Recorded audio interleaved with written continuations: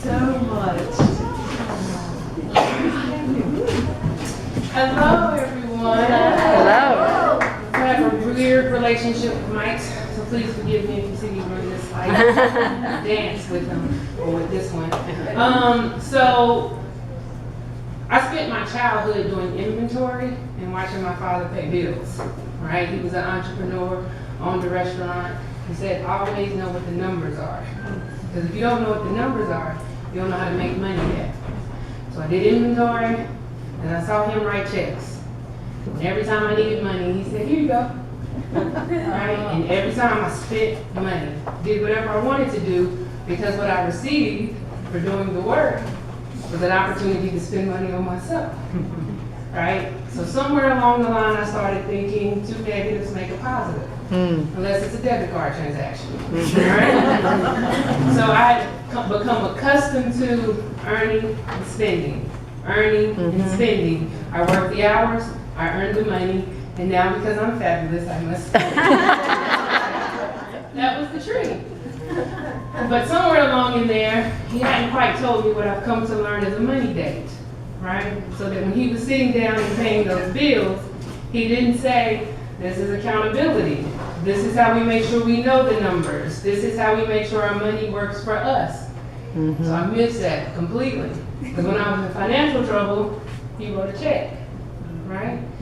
And so I'm still thinking no matter what, Dad is going to rescue me, because anytime I mess up, make a mistake, he saves me, and that's positive. I know it was wrong, Father, right? I know I shouldn't have done this, but I needed it. And that negative means you're going to positively write this check because you do not want me to be in financial trouble. Then we got into this like bad situation where we lost the business, and my American Express card had saved us time and time again.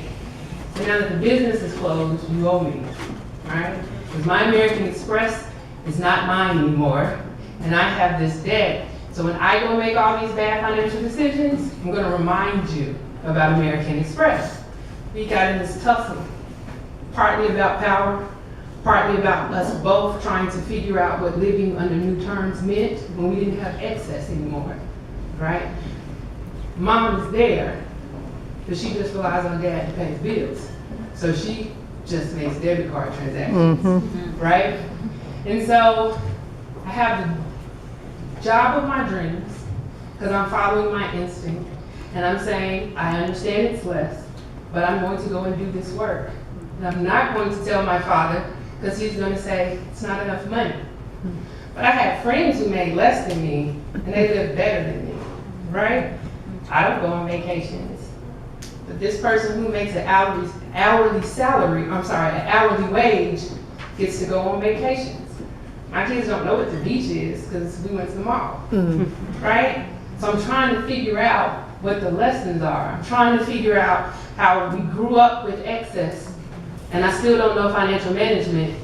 You didn't, and maybe you don't know financial management, but you live differently, right? So I keep hearing about this money day, I'm on track, and I need to go, and I need to figure it out. And then I suddenly remember I'm supposed to know those numbers, and 2 negatives turned into a positive, because I found the house of my dreams. It was in a dream, really, right? It was blue and it had a full front porch. And I was going to show up and it was going to be mine. Because what I did know about was credit. And I knew how to keep my credit score right. Not debt to income ratio, but my credit score. I knew how to keep that right. And then I lost it because I totaled a car.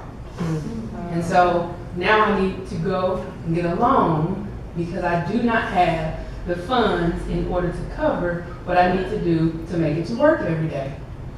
So my 2 negatives forced me to go to On Track. Because I have an incredible boss who said, I'm sure there's an organization in the community that can help you with that. And I was like, it's embarrassing that I even had to come to you and ask you for help because I'm in this tough situation right now. But there's an organization in the community who could help you with that. I don't want to tell anybody, because I don't need you to pull my credit report, right, and see that I'm struggling. In fact, I never did. I said, I know what these debts are right here, I'll just tell you. I pulled the report recently because I was in the middle of buying a home. And I never let them pull that report. But the first thing Catherine said to me was, do you know the numbers? And here this bullshit is. You told me that back then, when I was doing inventory, we were trying to figure out how to make our money work for us. It was about knowing the numbers. And I didn't know the numbers because I had spent so much time just spending. You earn it, you spend it. I hadn't quite learned that money was supposed to work for you. So I didn't know about 401k, other than old people have them. I didn't know about IRAs because it seemed like it was something attached to the government and I need my money now, right? I knew I had student loan debt, but everybody does, so I'm not worried, right? But I hadn't learned that there were tools available to help me make my dreams a reality. So when I'm told to know the numbers, I'm like, I don't want to. I just tell you these things and you put it in the spreadsheet and you tell me. And it was negative. How are you making it month to month? Robbing Peter to pay Paul? This is normal, right? I know what it's like to rob Peter to pay Paul because all along I've just been earning in order to get by. I want this thing, I'll earn this much money and it will happen. Those are the only numbers I care about, so that I can make it happen. Oh, how's that working for you? A little stressed, because I just want you to tell me how to get the house that I want. And so I know that there are people whose situation must be worse than mine, and they are homeowners. And I need to kind of figure out how it is we get there. Okay, come back, schedule another meeting. We'll review this after you do your action items. Okay, my action items were figure it out. I mean, not in those exact words, right? But like, figure it out. Do we need to increase our income? Do we need to rethink and reevaluate home ownership? Maybe you don't live in the city of Asheville, you live elsewhere, and all I'm saying is these are false choices, because clearly I made a move for a particular reason and I need to be here, so these are just two negatives, and we're just gonna figure out what the positive is later, right? But I'll show back up, because that's a requirement, right? And I'm sure there's some value in that, right? And so, come back again, and we look at the numbers, and it's like, okay, we wanna see if we're balanced now. I don't know about balance, am I ready? I just wanna know if I'm ready to become a homeowner. Then we talk about emotions, how does it feel? What does that look like? What do we think we're gonna do next? Let's talk about it. Is there another program? Is there another class? No, I just wanna get there, right? I just want to be a homeowner. But I will sit in this class if that is the thing that I need to do in order to become a homeowner. And actually, in all honesty and transparency, I didn't understand what I was going through until what? This is November. I'll say September was the first time I said, oh, my money's supposed to make money for me, right? So it's actually not about the home ownership thing.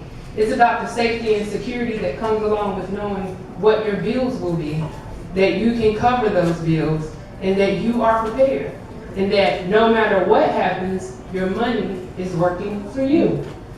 So that 401k thing I need to revisit. Those mutual funds I have, I actually should check on them, figure out what's happening, because I thought I had done like the things, right?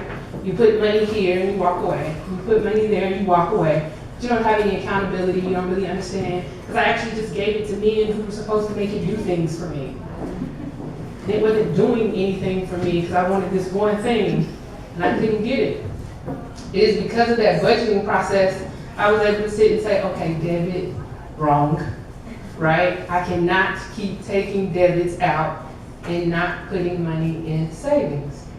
Because even though everyone wants a home and they're not gonna run up a credit account, you're gonna want a new couch, you're gonna want those new curtains, you're actually supposed to have savings for that, or a bucket of money, not savings, for those things. Oh, that's how we make money work for us.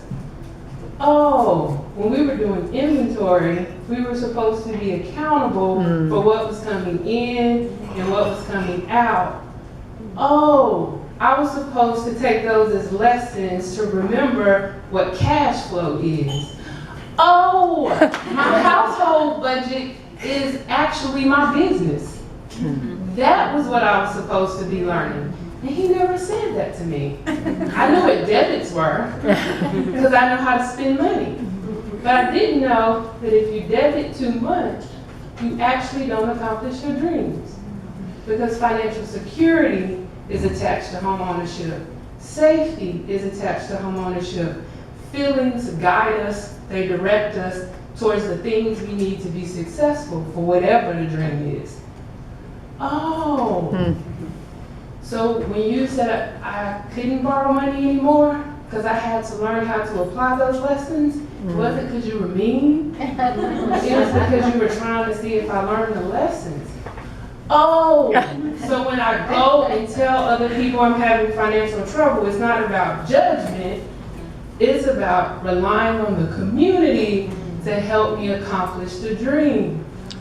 Oh, there is safety in knowing there's something left at the end of the month. Oh, that coat isn't that great anymore. The shoes aren't that fabulous right now. Oh, this tracker thing is annoying, but now I know exactly how much I put in the pockets of Starbucks. And now I absolutely understand that as a debit from my dream. Oh, community. With your help, we figure it out.